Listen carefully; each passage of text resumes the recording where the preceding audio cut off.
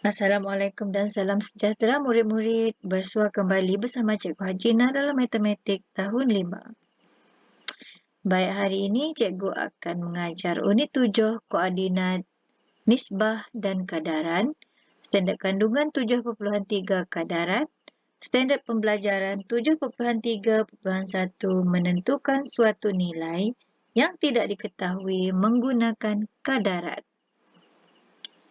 Baiklah, objektif pembelajaran pada akhir pembelajaran, diharap murid dapat menentukan suatu nilai yang tidak diketahui menggunakan kadaran dengan betul. Kemudian, kriteria kejayaan, murid dapat menentukan sekurang-kurangnya 2 daripada 4 nilai yang tidak diketahui menggunakan kadaran dengan betul. Baik, apa yang dimaksudkan dengan kadaran ialah kita menghubungkaitkan sesuatu nilai dengan nilai baharu. Contohnya, sekiranya harga sebiji kelapa RM1, kalau 2 biji kelapa, berapakah harganya? Jadi kita menentukan nilai sesuatu nilai itu dengan nilai yang baharu. Okey, kita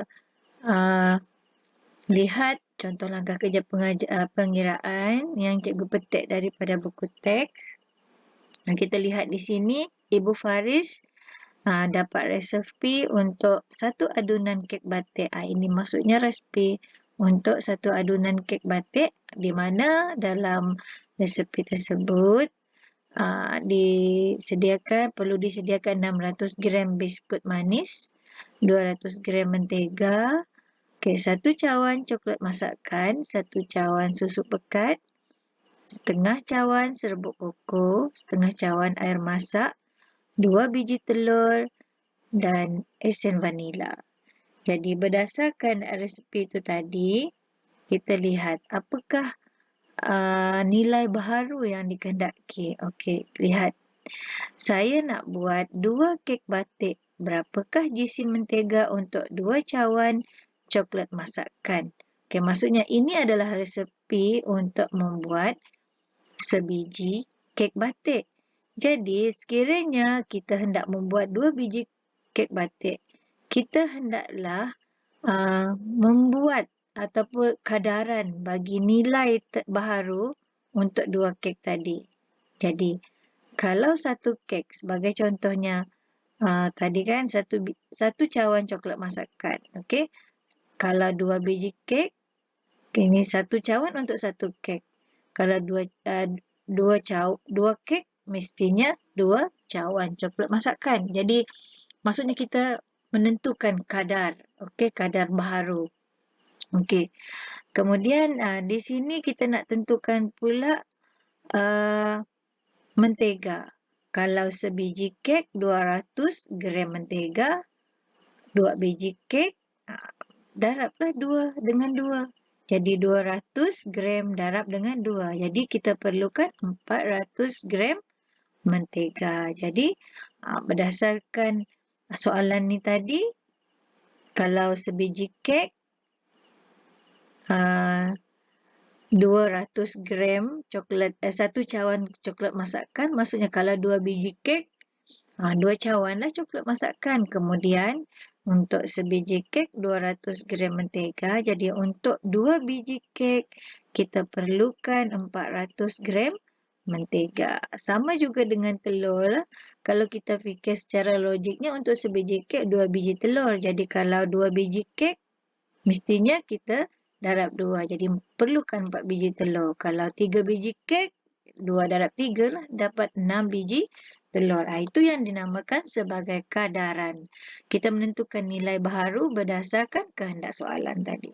Okey, kemudian lihat B. Berapakah jisim biskut manis yang diperlukan apabila menggunakan 300 gram mentega? Di sini 200 gram mentega adalah untuk sebiji kek. Kalau mentega yang disediakan adalah 300 gram, jadi kita lihat 200 gram mentega tadi adalah untuk sebiji kek. Maksudnya kalau 300 gram mentega, 1,5 biji kek lah maksudnya. Jadi kita lihat di sini. Jadi kalau 200 gram mentega untuk sebiji kek, jadi 200 bahagilah dengan 2. Okay? Jadi maksudnya bagi dengan 2 kita dapat 100. Jadi maksudnya setengah biji kek. Jadi 200 sebiji, 100 adalah untuk setengah biji. Maksudnya kita sediakan 1,5 biji kek lah. Jadi untuk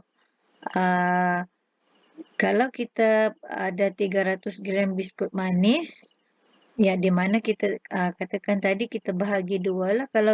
Kalau separuh, kalau sebiji kek 600 gram, kalau separuh kek untuk 100 gram mentega tadi, kita perlukan 300 gram biskut manis. Di mana kita perlu bahagi 2 lah, iaitu separuh. Ya.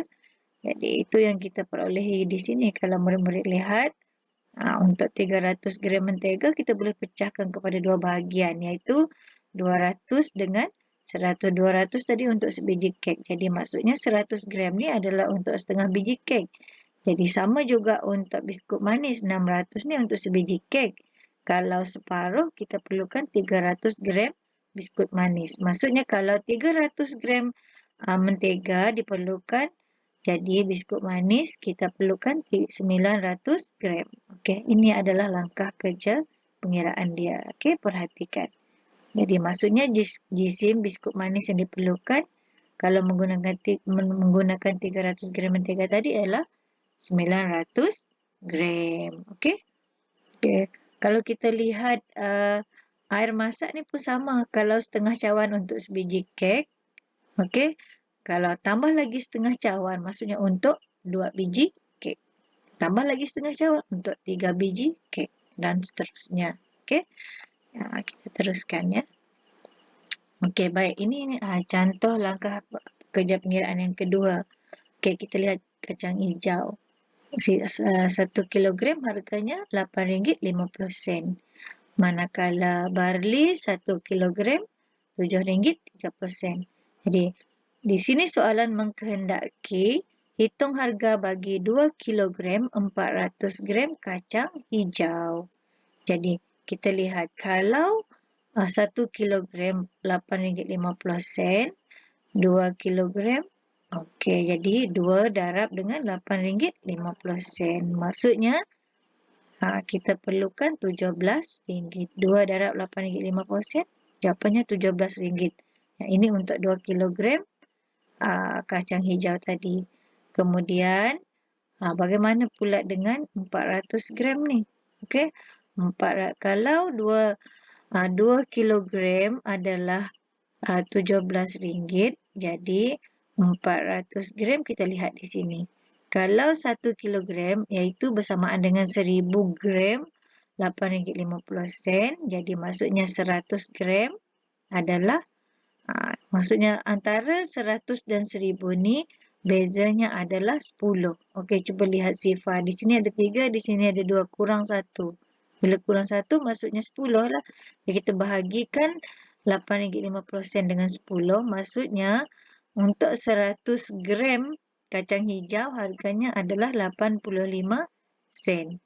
Jadi untuk mencari nilai 400 ni tadi kena darab dengan 85 sen. Jadi 400 maksudnya 400 tadi untuk menjadikan nilai ringgit ni 4 kali ganda lah. Jadi 4 darab 85 sen bersamaan dengan RM3.40. Jadi 17 tadi kita tambah dengan RM3.40 seperti ini.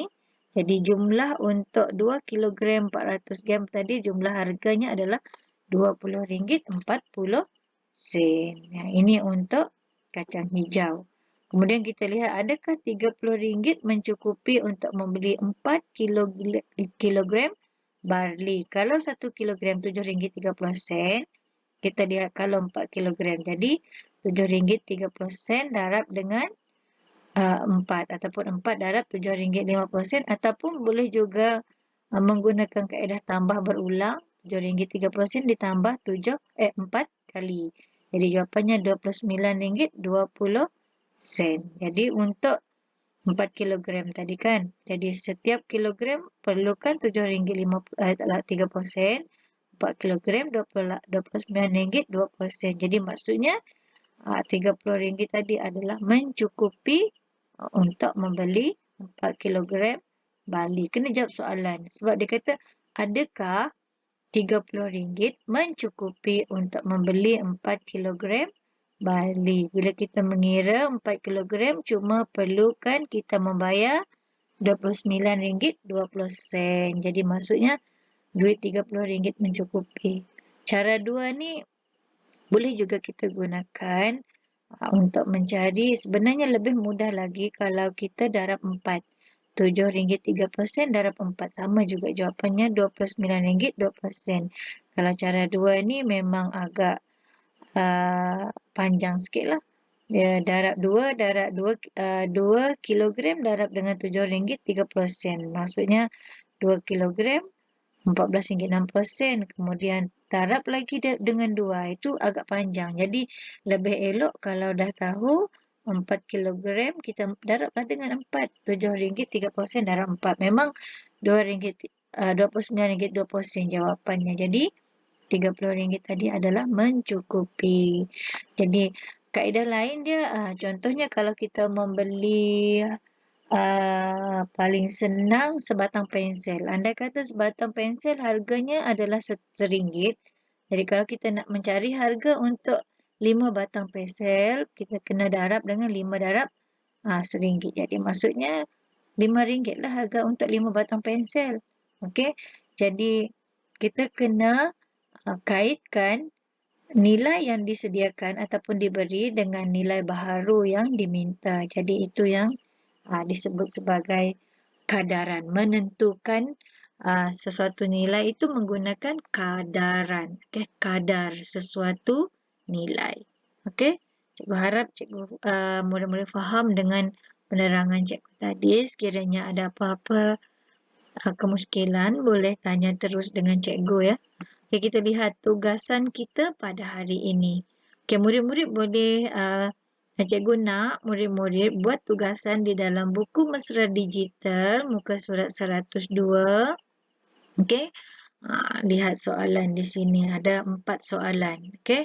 Jadi cikgu nak murid-murid cuba selesaikan bagaimana cara nak menentukan nilai yang diminta di dalam soalan ini.